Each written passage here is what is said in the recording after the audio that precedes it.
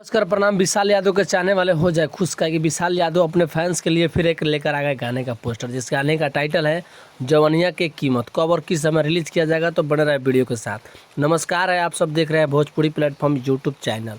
आप सबको बता दूं कि बहुत जल्द बहुत बड़ा धमाका लेकर आ रहे हैं विशाल यादव अपने फैंस के लिए।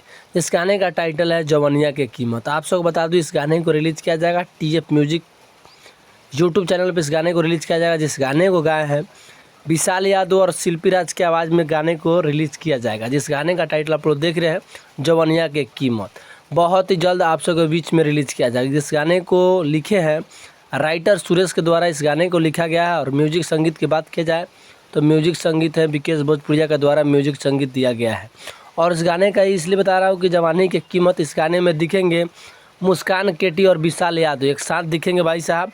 ये भी गाना सुपरहिट और बवाल ही जाएगा। जिस गाने का टाइटल है जवनिया के कीमत। आप सबको बता दूं इस गाने को रिलीज़ किया जाएगा बहुत ही जल्द, यानी कल सुबह में 7 बजे TF म्यूजिक यूट्यूब चैनल पर इस गाने को रिलीज़ किया जाएगा। बहुत बड़ा धमाका। जिस गाने का टाइटल आप लोग देख रहे हैं जवनिया के कीमत। विशाल यादव अपने फैंस के लिए लगातार बैक टू बैक गाने लेकर आ रहे हैं।